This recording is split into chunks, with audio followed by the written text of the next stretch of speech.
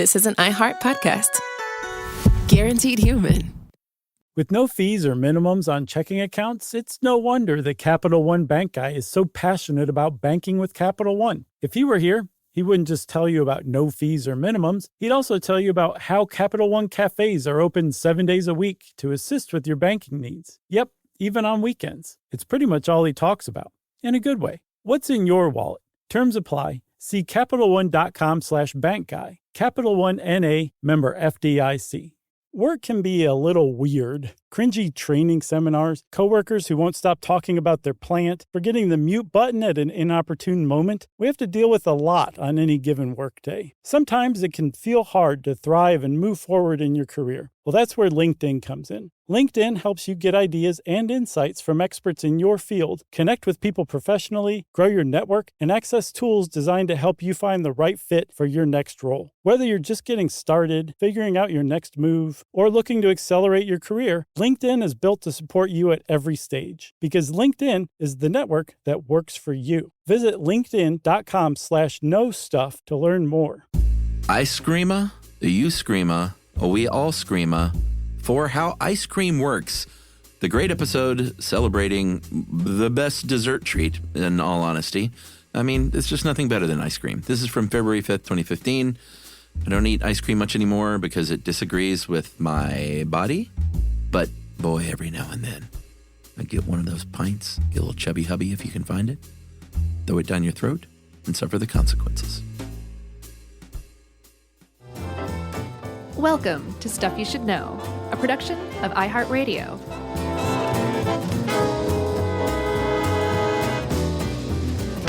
Hey, and welcome to the podcast. I'm Josh Clark. There's Charles W. Chuck Bryant, and there's Jerry. So this is Stuff You Should Know, the Dreamin' of Summer in the Middle of Winter edition. Oh, my friend, ice cream is a year-round treat for me. Yeah? Sure. I know. I had some last night. Oh, yeah? What'd you have? We're going to buzz market a lot, probably. Rocky Road and Vividly Vanilla. What brand is that? Kroger. Oh, yeah? Yeah, they were delicious. Nice. Yeah. Was it heavy or light? It was light. Yeah. Yeah, after reading this, I was like, man, this is very light. A lot of air in there. I taught myself to juggle with them. Oh, well, that's exciting. That was a cross-reference. Yeah, I'm a Ben & Jerry's guy. Well, yeah, it's great stuff. Yeah. Can't have too much of it, though, because I got the lactose issues. Really? Yeah. And ice cream is your favorite treat? Yeah, it's pretty sad. That's self-hate. Yeah, ice cream followed by a large glass of milk. Right? No, just kidding. Then you just inject a bunch of caseins directly into your neck. Yeah, I mean, fall over. It's not like I don't have lactose issues such that any kind of milk product really, it's just if I overdose on it. Huh. Like if I have a bunch of like pizza and ice cream or something. What do they call it? Like mildly sensitive, maybe? Maybe. Mildly intolerant? Yeah, I get the poopy butt. Like you're cool with like lactose at work, but you don't want lactose marrying your kid. You're that kind of intolerant to lactose, Yeah, right? Exactly. Terrible. I just don't want it living next door to me. Right. I can get I can do a pint of ice cream though, or is it the half pint? The Ben & Jerry's little one? I think it's a pint. Is it a pint? The little, yeah. Not the little baby one. That's just like a fistful. I'm not 7. Yeah, right. I think it's a pint is what they sell them. Yeah, I can do a pint of like the Chubby Hubby. That's my old favorite. It's a good one. Well, basically any Ben & Jerry's is good. I'm not a big fan of cherries and stuff. Ooh, me neither. But other than that, I'm like pretty cool with all ice cream. And I used to not like bananas and things, but now I'm cool with bananas. Oh yeah? Yeah. Like bananas and ice cream, I would never have eaten before, and now I will. I'm pretty picky with my ice cream flavors. I'm trying to think of one I really don't like, and nothing's coming to mind except for stuff with cherry in it. Yeah, I don't like mint. Crazy. I don't like coconut. Crazy. My favorite is the Chubby Hubby, and then they have the limited runs. Yeah. They have one out now called Candy Bar Pie. Candy bar pie? Like what kind of candy bar is it modeled after? Redonkulous. I don't know. It's got nougat in it. It doesn't taste like a specific candy bar, though. Mm-hmm. It's not like they're trying to be like a Snickers ice cream sneakily. Mm-hmm. It just tastes, it's just delicious. Nice. I will have to try that. I like Butterfinger in ice cream. Yeah. What about, places to get ice cream? Jenny's is delicious. Where is that? They have it here on the west side over by Star Provisions. Okay. And they got a new one in Krog Street Market. There's a place in Old Town Alexandria outside of D.C. called Pops. Uh-huh. It's like an old-timey ice cream parlor. Awesome. I think I went in there, actually, last summer. It's awesome. But did they have, like, candy and all that stuff? Or is it just an ice cream shop? It's pretty much just ice cream. Oh, okay. There's like a couple of like long cases. They've got like the old like turn of the last century like furniture and everything and the striped wallpaper. Sure. So like they're doing it right. Yeah. But then their ice cream stands behind it too. It's good. And then of course, Friendly's.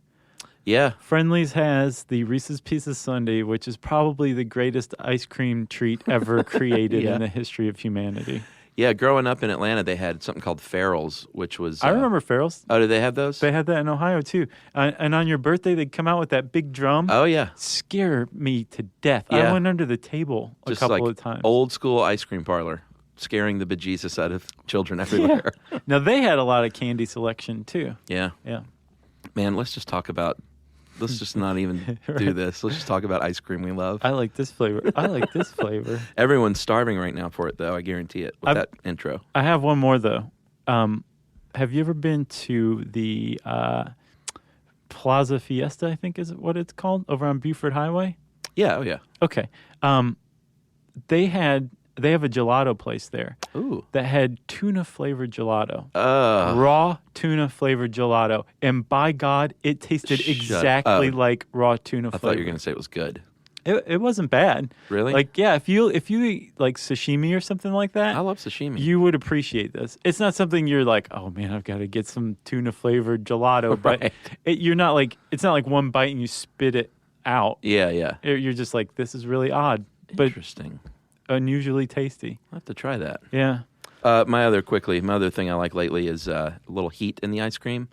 Like some of them that have a little cayenne in the chocolate or... Oh, yeah, or with cinnamon or something. Yeah, that and some salted caramel. I am so over salted caramel or bacon and sweetness. I'm just so sick of that combination. Really? Yeah, it's all basically a ripoff of Wendy's fries and a Frosty dipped together. That's good, too. That's fine. That's the original. That one, like, the original needed salty no sweet. improvement. Yeah. All right. Well, I'm salivating now. I am as well. Let's get through this and we can go get some ice cream, okay? Yay. You're buying. Okay. So the history of ice cream, Chuck. Yeah, How long could it possibly have been around? Where'd you find this, by the way? We need to give a good shout. Was that the Dairy Association? Yes. Yeah. Yeah, I think the International Dairy Association, the big guy. Not the Regional Dairy Association? No, they came up with this history of ice cream or frozen dairy treats is a better way to put it. Because ice cream is the lion's share of frozen dairy treats, but technically it falls under the umbrella of frozen dairy treats. Along with things like sherbet and gelato and frozen yogurt. Right, or ice cream sandwiches. Yeah, novelties. Exactly. Those are good too. Well, my friend, it goes back, they say, as far as 2nd century BC, but they can't pinpoint like a definite person or place for sure. Right. They just know that it started popping up in history, like with Alexander the Great. He had flavored ice and snow with honey and nectar. Yeah, snow cone. Yeah, and that makes sense that would be the origin of ice cream. It makes me laugh in this thing. They said that Nero and Claudius Caesar would frequently send runners to the mountains for snow. Right. That just seems like a very Roman emperor thing to do. Like, I'd like something cold and sweet. Go! Right. And like 3 hours later, they'd come back, half dead. Yeah. Here is your ice snow cone. Exactly. But they would flavor those with fruits and juices, and that was sort of another part of the beginning of ice cream. Apparently, all this was going on in a vacuum, too, like over in Asia. In different places? Yeah. In the Mideast and Asia, wherever they had mountains in these areas, and they could get snow and ice. Because Marco Polo, in I think the 13th century, came back to Italy and said, check this idea out. Yeah. Frozen fruit treats. And that was basically the origin of ice cream in the West. Yeah, in England, they were big on what they called cream ice. Yep. Because it's England, you got to say it's slightly funny. Or they would probably call it proper. Right. You know? There's an E at the end of cream. Is there? No, but there probably would was. be. And Catherine de' Medici, who we mentioned in the episode... Oh, Nostradamus episode. That's Yeah. right. She was big on it. She was the wife of Henry II. And back then, though, it was, in the 1500s, in the 16th century, it was only like for royalty because ice was, they didn't have freezers and they didn't have ice machines. You needed a guy to go run up to the mountain and bring it down. Exactly. Yeah, no, it was a big deal to have ice. Unless, of course, it was winter, in which case you were like, oh, yeah, I can have a frozen treat. But if it were summer and you were enjoying a frozen dairy treat, Send the runner. you're rich. Yeah. You're super rich. So apparently by about the 17th century, there was at least one cafe in Paris. I think it was the first cafe in Paris that started selling ice cream to the public in 1660. Nice. They basically made it egalitarian. And from that point on, ice cream was a definite luxury item, but you didn't have to be royalty to obtain it. Yeah, that's a good way of saying it. Yeah. In the United States, the first time they found it in print was in a letter in 1744 by a guest of the governor of Maryland, William Bladden. And there was an ad in 1777, May 12th, the New York Gazette, for ice cream. So it was for sure for sale to the people back then. Right. By that time. Yeah. George Washington had a recipe. Thomas Jefferson had a recipe. Yeah. Dolly Madison used to like to serve it at the White House. George Washington ate a lot of it, right? Didn't he say $200 for one summer? Yeah, and I failed to go to the West Egg currency converter. That's a lot of ice I imagine cream. that's a lot of money. Yeah, but he made, that he had guests, and he may have shared it with his I would hope so. his staff. You never know. Especially if that's like $50,000 worth of ice cream. Yeah, that would be you a can't lot. eat that in one summer, even if you're Joey Chestnut, world record holder for most ice cream eaten. Is he? Yeah. How much did he eat, do you know? 1.8 gallons in 6 minutes. 1.8 gallons in 6 minutes. That doesn't seem like that much. Oh, that's a lot. Yeah, that's pretty speedy. Yeah, it is. But hey, that's why he's Joey Chestnut. Plus, don't forget the brain freeze. Oh, yeah. Man. Do you have a thing on that? Brain freeze? No, I've done a Okay. don't be dumb on it, though, before. Do you remember what it is? Like, what is brain freeze? Yeah. Oh, what is brain freeze? Yeah. Oh, there's a blood vessel that runs from your brain into the roof of your mouth that becomes constricted, which changes the volume of your brain, which gives you a headache. Gotcha. Which is why if you place your tongue against the roof of your mouth while you have brain freeze, it warms up that blood vessel, allowing it to relax again. Oh, or just light a match and hold that under your roof of your mouth. That's another way to go. Yeah. You'll concentrate on that pain instead of the brain freeze. Interesting. I don't get brain freeze because I think as an adult you know how not to wolf it down like that. I've gotten it accidentally, though, as an adult from time to time. Really? Yeah. No good. No, it's terrible. It's as terrible as an adult as it is when you're a child. It's probably worse as an adult. It's just debilitating, you know? Yeah. It's so painful.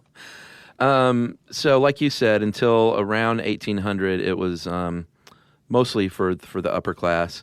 But then, like everything else in industry in America around that time, manufacturing became more widespread and cheaper, and all of a sudden you had warehouses that were big freezers, and you had shipping. You could ship things cold and frozen. Right, so you had like the manufacturing aspect in place. Yeah, homogenizer machines, electric power, Right. Mechanical refrigeration, basically. But even still, you had the manufacturing in place. The distribution, though, was still limited to, say, like a store. Somebody who could make money by investing in some freezer cases and then selling it to the public. Yeah. It wasn't until ice boxes became widespread in America that the ice cream industry really blew up, because then you could sell to the guy down at Pop's. Yeah. You could also sell to Pop's next door neighbor who took it home That's right. to keep in his freezer. And thank God that happened. Yeah, and actually, as far as making ice cream, the hand crank ice cream maker that used like rock salt and all that stuff. Sure. That was invented by a woman named Nancy Johnson in the 1850s, I think. Yeah. And she patented it, and apparently everybody ripped her off she sold the patent for like $200, and the guy who bought it from her turned around and like made a fortune off of it. But I guess he ultimately got ripped off by a bunch of copycats. But that same thing is still in use today. Like you can go buy The Johnson crank. the Johnson Crank ice cream maker, and make your own ice cream the 1850s way. Well, you mentioned take-home ice cream being a big deal as far as it spreading. I do have a little modern stat, Oh yeah, released from a few years ago. That is still the biggest part of the market. 67% of the overall market is take-home ice cream. Well, I saw that 87% of Americans have ice cream in their freezer right now. Yeah, I don't. I can't. It doesn't stick around. No, like, if you're going to get a pint, you might as well just plow through it and be done with it. Right. And then get some a few weeks later. You're not a quitter. No, and I can't just keep like a gallon of ice cream in the house. That's Oh, that's a bad move. it's a bad move for me. Yeah, it's a bad move for everybody. Well, no, some people have willpower. Yeah, I guess you're right. You're one of them. I don't keep a gallon of ice cream in my house. Yeah, but you got willpower to a large degree, I think. Yeah, well, You're the guy who quit smoking by just saying, I'm not going to smoke anymore, yeah, that's true. you know? Yeah, I guess I do have a degree of willpower. But I do not. So we're now in the 19th century, in late 1800s, Right. and the professional soda jerk at soda fountain shops pops up, and they make things called like root beer floats and Coke floats and soda floats, Right. which I haven't had one in a long time. I used to love root beer floats, Yeah. but I don't know why. It's not something I see very much anymore. Well, you have Like, to I'd go. have to You have make to it go at to the home. trouble of putting it together. Yourself? Yeah. Yeah. Yeah, you don't see floats very often anymore. I'm sure there's some places that sell them, but They were yeah. good, though. Oh yeah, man, root beer and ice cream is a winning combination. Yeah, I mean, I haven't had one since I was a kid, probably. Coke works too. Yeah. Coke float's good too. Root beer floats are the thing, though. I think you're right. And then this was, for me, the fact of the show. I did not know about this. Religious criticism back then, they didn't like you eating things that were so rich and like gluttonous, I guess. They thought it was sinful. Yeah, well, yeah. On Sundays, that is. And so, in response, they took out the carbonated water or the root beer or whatever and made a sundae, and that's why I called it a sundae originally. But apparently they were like, are you mocking us? And the Soda Jerks Union said, no. And they changed the spelling from S-U-N-D-A-Y to S-U-N-D-A-E. Because they were mocking them. Right. Yes. And they were like, this was their act of retribution, changing the spelling of Sunday. And the other cool thing, too, was during World War II, apparently, it was the armed forces were all trying to outstep one another in providing ice cream to the troops in new and exciting ways, because it was such a morale booster, of course, to get ice cream when you're at war. Right. You know, a little taste of home. And I think was it the Navy that had the ship? Yeah, the world's first floating ice cream parlor. That's awesome. In the Western Pacific. Well, even before that, in World War I, ice cream was deemed an essential food. And so ice cream manufacturers got rations of sugar so they could keep making ice cream during the war, even though everything else was being rationed. Yeah, and Ed points out that during the Depression, everything kind of slowed down that was a non-essential, including ice cream. But it never went away. And through the years, it's pretty much gained in popularity. I think in the 70s is when you started to see a little more health-conscious efforts. Yeah. Like the frozen yogurts and the like. Froyo. Froyo. Right. Emily loves the Froyo. It's good stuff. Like the new stuff that's really like from the Greek yogurt, you know? Oh, yeah. That's tangy. Changes everything. Not like, I think this can't be yogurt growing up. Was that even yogurt? That was just like soft-serve ice cream, wasn't it? Is it this campy? I thought it was the country's best yogurt. TCBY? We heard it was this can't be yogurt. Huh. Maybe it was different, I wonder. It had to be the same. Yeah, TCBY. Yeah. No, TCBY was great. I don't know what it was. I think it's still around. It had to be yogurt because they couldn't call it that. But it wasn't, definitely not the tangy stuff that you see like at Pinkberry and stuff like that. Oh, it's so good. Yeah, I'm not the hugest fan. I love that stuff. Each bite is just like, it's just a trip through a flowery meadow. Every bite of... Really? Yes. Do you I get love the it. vanilla and add your stuff to it, or? I get the regular, like the... Yeah. Just the, I guess, plain Yeah. version. Yeah, and then you throw in a little mango, some blueberries, Oh, look at you. the white yogurt chips on top. Uh-huh. That's a good combination. Or if you want to go a different route, there's like, a chocolate crunch and maybe some other kind of chocolatey, delicious treat on top. Man, I want some ice cream so bad. All right. Well, we'll get to the science of ice cream, which is decidedly less yummy sounding right after these messages. Stuff you should know.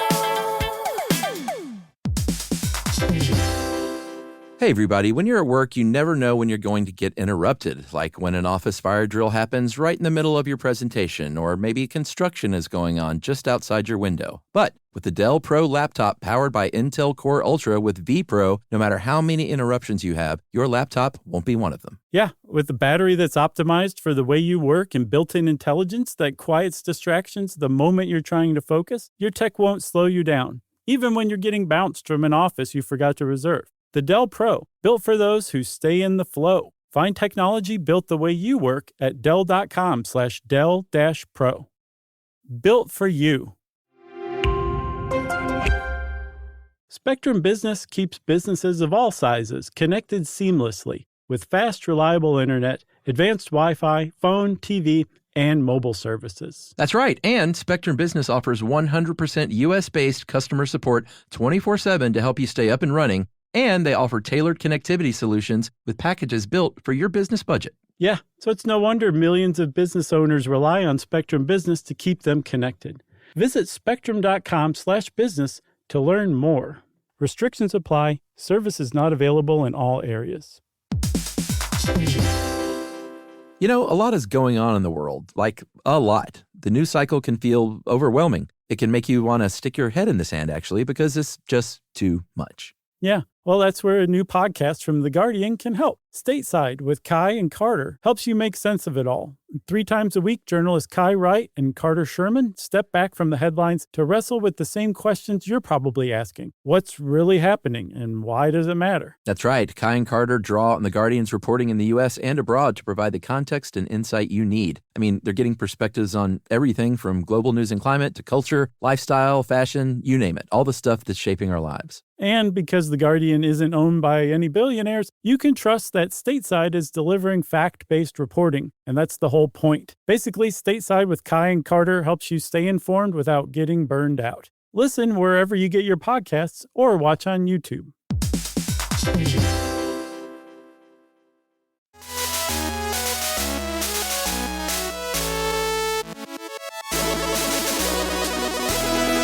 So, buddy, you said that all of that stuff is frozen dairy treats.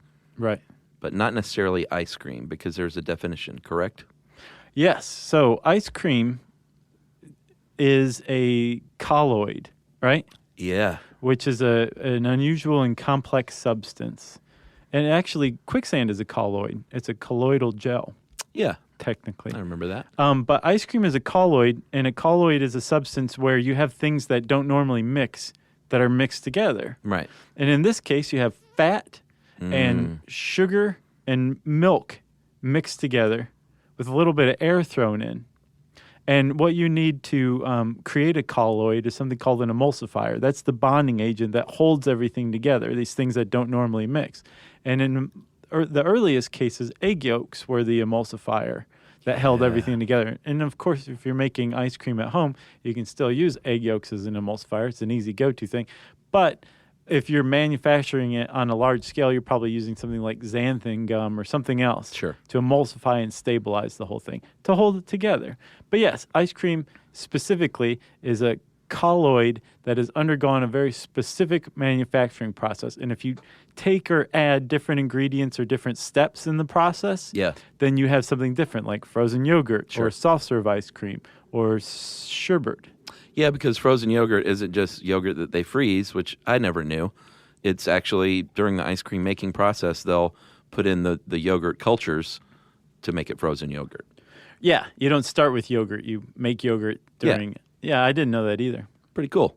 Agreed. Which is why every time I just throw the yogurt in the freezer, it doesn't taste anything like I want it to really taste. cold yogurt. It's gross. Yeah. The USDA actually has a ingredient standard for it to be labeled ice cream, which has to It has to be at least 10% milk fat and a minimum of 6% non-fat milk solids. Like caseins. And a gallon has to weigh 4.5 pounds. I think that's neat. Yeah, sure. Because The as federal we government learned, can't get its act together on anything, but it can define ice cream. yeah, and the reason they have the minimum the minimum poundage is because, as we mentioned earlier, lighter ice cream is generally cheaper because it means it's just more air whipped in there, Right. and that's why a Ben and Jerry's pint is like a brick in your stomach. Yeah, and the Grabster who wrote this points out that that's usually a general rule of thumb that the heavier the ice cream, the higher quality it is. Yeah, But he points out, to be fair, you need to compare like types. sure. Like you can't compare something that's loaded down with like brownies and Snickers with Right. like a plain vanilla. No. Because, the brownies and Snickers are going to add weight and throw off your judgment. That's right, in more ways than one. Yeah. So milk fat, there is a range of milk fat you can use. Premium ice creams max out at about 16% at the most, but generally they're about 14%. And ice cream in general is a minimum of about 10%. And butterfat, which is another name for it, Delicious. sounds so great. Both of them sound great. Butterfat makes it taste good and it makes it creamier and richer. But it's interesting that they found that 16% is about as high as you want to go, though. It's not like, just make it 50%, because that'd be even better. You just vomit after every bite. Well, you would, and they point out, or Ed points out, people wouldn't eat as much. Right. Because it is so rich and it is so calorie rich as well. And so they found that perfect combination of enough to make you plow through that pint and want to get another one the next night. Yeah. About 14 to 16%. Yeah. Yeah. That sounds pretty good when you're talking butterfat. 10% for the cheap stuff that like Ned Flanders would eat. You know? Yeah, totally. So like I said, ice cream is a colloid, and it's created by adding egg yolk to milk fat and sugar. And I think that's a custard if you use the egg yolk, right? I think you use more egg yolk. Yeah, 1.4% at least. Something like that. I thought it was higher than that. Yeah, frozen custard is at least 1.4% egg yolk solids. Okay. So that's even worse for you. Right. So that's just like, well, not necessarily. Well, cholesterol-wise, sure. But the ice cream itself is specifically just this combination of different types of ingredients with other agents that hold the whole thing together, that's put through this process, right? So when you have your sugar, when you have your cream, your milk, and you have your eggs or whatever you're going to use as a stabilizer or emulsifier. Sure. You put the whole thing together, and what you have right there is an ice cream mix. Yeah. And no matter whether you're making it at home or if you just bought a factory or inherited it from your rich uncle who just died Uncle Ben. left it to you, Yeah. then you're going to be following pretty much the same process using virtually the same ingredients.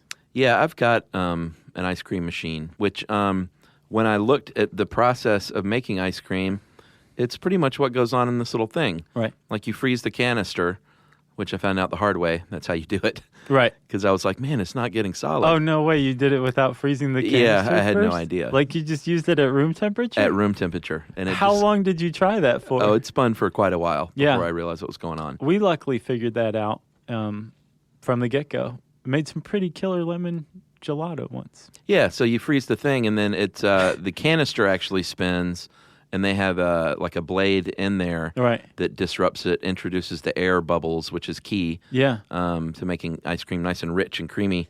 And it also acts as a scraper to keep ice from forming, which is exactly what happens in big factories. It's pretty much the same process. Right, or if you're using the hand crank thing, that's what you just said, The Johnson crank? right? Yeah. What you just said listed off all of the necessary components to making ice cream. You've got something that's cooling it, whether that little drum that you put in the freezer, or you have ammonia-filled tubes that are freezing a tube that your mix is in. Yeah. So you've got that, right? Yeah. You have... And the ammonia tubes, we should point out, there's no ammonia. It's just making the tube cold. Right, the ammonia is not being introduced to No, the ice cream. not at all. It's just the tube is up against the tube that the ice cream is in. That's right. Or if you are making it at home using a Johnson crank, you're going to use rock salt, right? That's right. So I was I didn't understand what the point of using rock salt was. So I looked into it. Yeah, we covered it a little bit within the salt episode, but not like super in depth. Okay, so basically the reason that you would add rock salt to ice is because if you just used ice, the freezing point of ice is 32 degrees Fahrenheit. Yeah. It takes more than that, or more degrees than that. Let me put it a different way. More temperature? Milk freezes at a lower temperature than ice. Yes. Right? So when you add salt, you actually lower the freezing point of that ice. Oh, okay. Because when you're using ice, it's a freshwater mixture. Yeah. Saltwater ice has a lower freezing temperature. Yeah. So you're melting it and it's melting and refreezing. And as the ice melts, the way that it's melting is by drawing heat from something else. In this case, your ice cream mixture, right? Right. So when you add salt, it has to draw more heat to melt because it has a lower freezing temperature. Yeah. So that's why you add salt. It actually lowers the freezing point, which allows you to cool your ice cream faster. Ah. Right? So makes sense. it lowers the freezing point. Yeah. So milk has a lower freezing point, and it draws the heat out more quickly so those ice crystals don't form on the side. Just that simple little thing is the magic that makes it happen. Yeah. Yeah, we had a electric ice cream maker growing up that was the same as the Johnson crank version, but Right. you just plug it in. Yeah. Not like the new one that I have today, which is much different. Right. Which you definitely plug in. Yeah, definitely plug in. And you got to freeze that thing, apparently. That's so funny. But my church, one of my favorite memories growing up is my church would have ice cream socials where everybody would bring their own homemade ice creams. And there would just be a table with like 30 of those steel containers, that people just take it right out of the old, ice rock salt bin Right. and just set it on the table. Right. And you would just go berserk, as a child. We had a Johnson crank. Yeah? Yeah, growing up. And you probably had to do it, right? Because the parents are always like, that's the fun part. I'm sure I did. I don't Yeah. really remember. I just remember the wooden bucket thing with the crank on top. Yeah. That's what I remember. And like a bag of rock salt That's right, man. that When we I saw also the- used for the driveway too. Oh, sure. Yeah. Yeah, of course we did in Atlanta. But I remember when I saw that rock salt come out, it was a special evening at the Bryant house. Yeah. Oh, yeah. So I mentioned the little paddle. It's called a dasher, which is the blade inside the tube, and this is if you're in an ice cream factory. And like we said, it whips it up, introducing those air bubbles, and that's what gives it the structure. And like I said, also prevents the larger ice crystals from forming, because you don't want that. No. You want it cold, but you don't want ice. And we should say by this time you've got your ice cream mixture, but you've already added whatever flavor you're going to add. Right. But if you're adding chunks of stuff, Which you should. you're not doing that quite yet. No. So you're freezing it. What you've just created is a frozen ice cream mixture. Yeah. But it's not technically USDA standard ice cream yet. If you stopped right here, and even if you added the Snickers or the brownies or whatever, Or both. what you would have is soft serve ice cream. Yeah. The ice cream still has another step to go through to become regular old ice cream, and that's the hardening process. Yeah, the hard freeze. Yeah. And that's basically all it is you take that soft serve and you have to get it down super low, at least to 0 degrees Fahrenheit. But when you're in an ice cream factory, you're going to pump it down even lower because you're going to be shipping it and packaging it, and you want it to stay nice and hard Right. throughout that whole process. Yeah. And and that's how you do it. That's pretty much it. That's pretty much making ice cream. It's a great, great thing that everyone should try. Making ice cream? Sure. Sure, yeah. Well, actually, that's funny that you say that because whether you have a hand crank or one of those awesome electric ones that you have to freeze the drum ahead of time, you can also just make it at home with like basically nothing. Yeah. Just using a couple of baggies. Yeah. Like a bigger baggie, a smaller baggie, you make a little rock salt mixture. And, I won't go through the whole recipe, but if you go to How Stuff Works and look up how ice cream works, there is a recipe for 5-minute ice cream that makes just a little bit using nothing but plastic bags and the ice cream ingredients. Yeah, and I don't think we mentioned that it's pasteurized along the way, too, which is that's an a big important one. step. Yeah. pasteurization keeps you from getting salmonella. Yes. And if you're making your own mix at home, you can even do that yourself with a double boiler. So we'll talk a little bit about just how much everybody loves ice cream right after this. Stuff you should know. Hey, everybody. When you're at work, you never know when you're going to get interrupted, like when an office fire drill happens right in the middle of your presentation, or maybe construction is going on just outside your window. But with the Dell Pro laptop powered by Intel Core Ultra with vPro, no matter how many interruptions you have, your laptop won't be one of them. Yeah, with a battery that's optimized for the way you work and built-in intelligence that quiets distractions the moment you're trying to focus, your tech won't slow you down, even when you're getting bounced from an office you forgot to reserve. The Dell Pro, built for those who stay in the flow. Find technology built the way you work at Dell.com/Dell-Pro. Built for you. Spectrum Business keeps businesses of all sizes connected seamlessly with fast, reliable internet, advanced Wi-Fi, phone, TV, and mobile services. That's right. And Spectrum Business offers 100% US-based customer support 24/7 to help you stay up and running. And they offer tailored connectivity solutions with packages built for your business budget. Yeah, so it's no wonder millions of business owners rely on Spectrum Business to keep them connected. Visit spectrum.com/business to learn more. Restrictions apply. Services not available in all areas. You know, a lot is going on in the world, like a lot. The news cycle can feel overwhelming. It can make you want to stick your head in the sand, actually, because it's just too much. Yeah, well, that's where a new podcast from The Guardian can help. Stateside with Kai and Carter helps you make sense of it all. 3 times a week, journalists Kai Wright and Carter Sherman step back from the headlines to wrestle with the same questions you're probably asking. What's really happening and why does it matter? That's right. Kai and Carter draw on The Guardian's reporting in the U.S. and abroad to provide the context and insight you need. I mean, they're getting perspectives on everything from global news and climate to culture, lifestyle, fashion, you name it. All the stuff that's shaping our lives. And because The Guardian isn't owned by any billionaires, you can trust that Stateside is delivering fact-based reporting. And that's the whole point. Basically, Stateside with Kai and Carter helps you stay informed without getting burned out. Listen wherever you get your podcasts or watch on YouTube.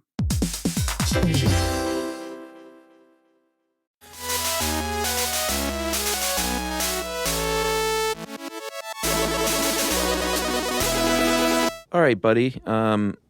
We will finish this out with some stats and the like, but first we should talk about overrun because that's an important part of ice cream because when you're making ice cream, there's going to be an increase in volume as you go because you're whipping all that air into it. Yeah. And that increase is called overrun. Right. And it's indicated by a percentage. Yeah, so if the volume goes from 1 gallon of ice cream mixture to a completed 1.5 gallons of ice cream, Yeah. it's a 50% overrun. Which is good. But what the pros shoot for, like our friends at Bluebell with the great commercials. Yeah.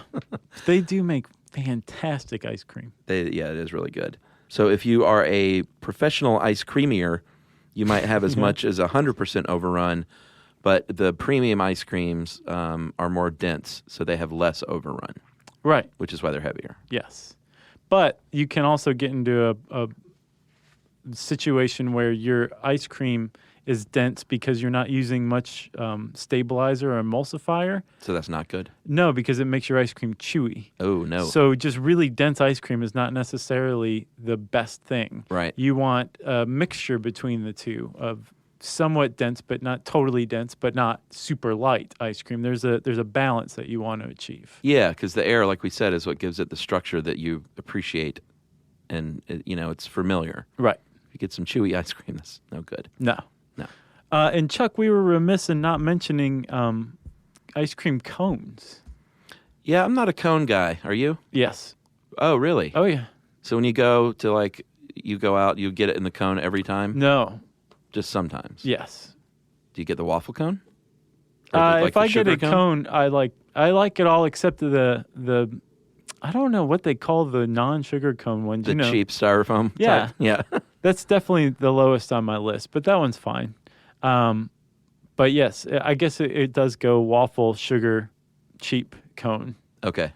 As far as order of preference goes. Right, sure. But no, waffle cone, obviously. That like just adds to the whole thing. Smelling like fresh made waffle cones being made while you're ordering ice cream, really. I always get the cup. I almost always do just to be healthier. Yeah. While I'm eating ice cream. Well, no, but I mean, that's a decision. Yeah, for sure. You know? But it is preferable in a waffle cone.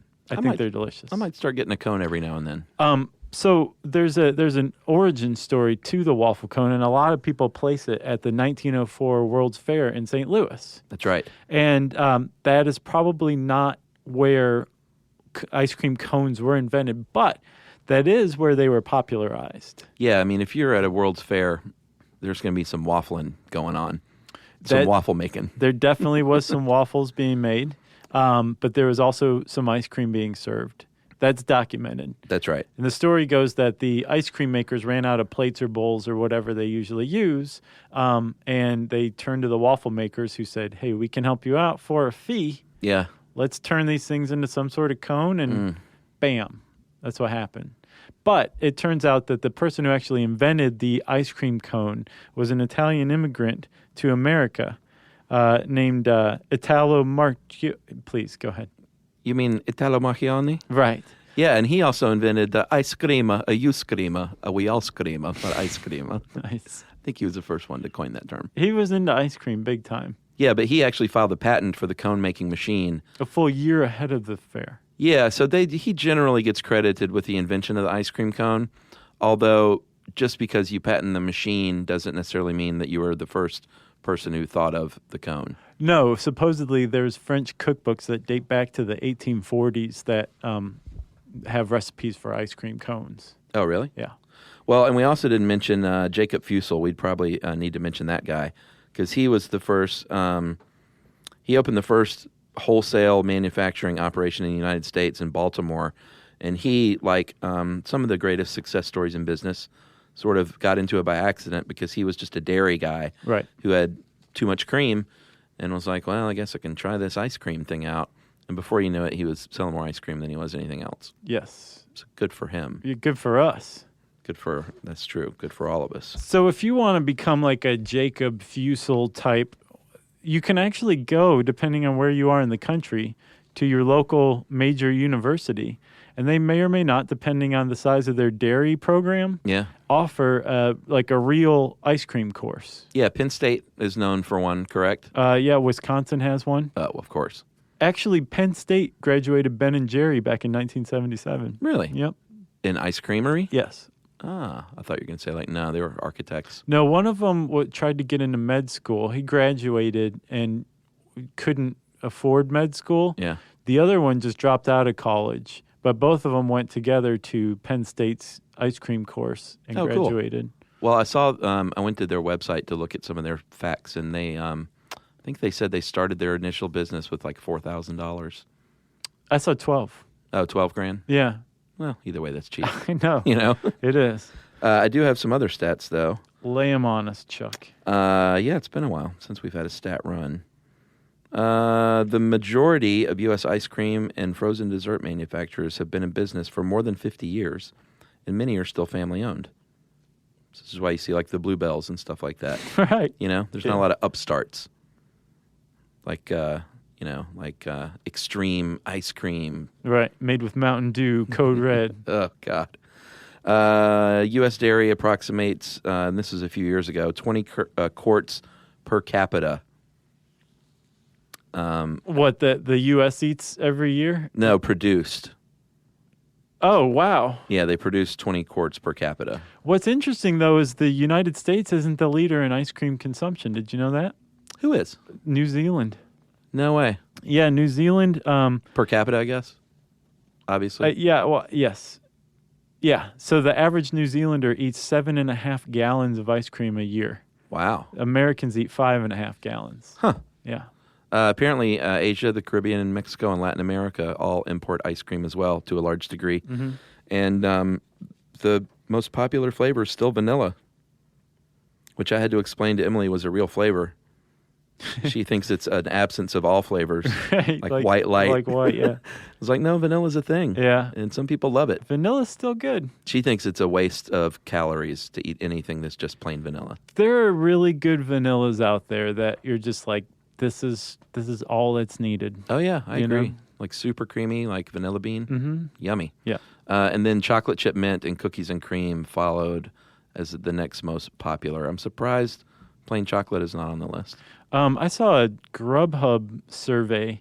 They did most popular ice cream flavors by flavor ordered, and vanilla was number 1. Wow. That's surprising. But green tea was number 2. And I was thinking about it, and it's probably because, like at a Japanese restaurant, Yeah. you don't really have any other options besides, Oh, sure. green tea. Yeah. I've never had the green tea ice cream. Is it good? Oh my God. Yeah. Really? Yeah. Dude, I don't eat dessert in restaurants. it's so good. Yeah, I'm going to have to start eating If you dessert go to a in good restaurants. Japanese restaurant, they bring it out whether you ask for it or not. It's Oh, like part really? of the meal. Oh, And wow. it'll be like green tea or red bean is Yeah. another one too. That's a Yeah. pretty good ice cream, but green tea definitely has it destroyed. That sounds delicious. Yes, it is. I'm hungry. Yeah. So if you want to know more about ice cream and to get this awesome, really easy 5-minute ice cream recipe, go to howstuffworks.com and type ice cream in the search bar. And since I said search bar, it's time for listener mail. I'm going to call this first of 2 scientific method emails. So you're going to hear one here and then one in the next one. Awesome. Because these are great. I was super proud of that one. And we got a lot of kudos from scientists, which is always nice. Hey guys, my name is Danny. I'm 23 and recently graduated with a degree in astronomy and physics. Now work at an aerospace company in LA on a space mission concept called the Starshade. Way to go, Danny. I know. The Starshade is a really awesome piece of tech that will allow us to image planets around other stars and ultimately search for life outside of our solar system. I'm writing because I was just listening to the podcast on the scientific method, and as someone whose job regularly involves the scientific method, I want to express my appreciation for you guys recording such a great discussion on the subject. It's extremely important to give the public the opportunity to learn about science. I think that your podcast is a great vehicle by which this is achieved, so thanks. I remember once in the show, you guys let it slip that you get a few hundred emails a week. So statistically speaking, I'm twice as likely to become a millionaire than to get my email read on the show. I saw that and I felt like he was baiting us. Oh, he totally was. And it worked. But in the case that some miracle happens and you do read it, I'd love if you could plug the astrophysics blog my friends and I have. It's called Astrophysics Unleashed and can be found online at astrophysics-unleashed.tumblr.com. And it's a place where we seek to expose the beauty hidden within astronomy and modern science. It's a great place for the inquiring mind to find food for thought or to ask questions. So that is from Danny, and he said, I wanted to shout out to Jerry, Jeri, but I was afraid I'd spell her name wrong. Hopefully that is right. Tell her that I have no idea what she's like at all, but I'd be willing to bet that she's really cool. Oh, that was nice. Man, usually people have like a better chance of getting struck by lightning than spelling Jerry's name correctly, but he nailed it. Well, and here's a spoiler. The other scientist said the exact same thing about spelling her name wrong, and he spelled it right. Wow. So how about that? Man. Scientists are smart. If you want to get in touch with us, you can send us an email to stuffpodcast@howstuffworks.com, and you can join us at our home on the web, stuffyoushouldknow.com. Stuff You Should Know is a production of iHeartRadio. For more podcasts from iHeartRadio, visit the iHeartRadio app, Apple Podcasts, or wherever you listen to your favorite shows.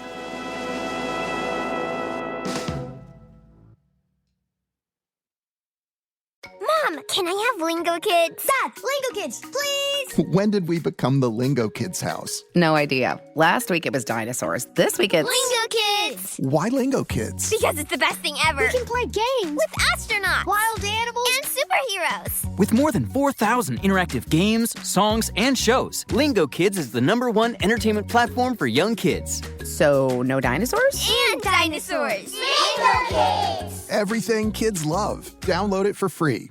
You know, you could be adored by everyone and still completely ignored by your cat. Trust me, I know. But if you feed your cat Sheba, you can go from being ignored to truly adored in 12 days guaranteed or your money back. Sheba has a full menu of products, appetizers, entrees, treats, even a kitten's menu. It's so cute, so Sheba has a product for even the pickiest eater. Like Sheba Puree, it's made with bone broth, they are chef-inspired flavors, it's got a smooth and creamy texture that cats love, and contains no corn, wheat, soy, or artificial flavors. It's food that your cat's gonna love. To learn more, check out sheba.com. That's SHEBA.com. If audiobooks are your thing and you've been meaning to listen to more of them, you should check out a podcast called Earsay, the Audible and iHeart Audio Club, hosted by Cal Penn. Each episode spotlights standout audiobooks on Audible across all kinds of genres: sci-fi, comedy, romance, thrillers, and more, with Cal talking to guests who help break down what makes each story worth listening to. It's a fun, easy way to discover your next great audiobook. Check out Earsay on the iHeartRadio app, Apple Podcasts, or wherever you get your podcasts. This is an iHeart podcast. Guaranteed human.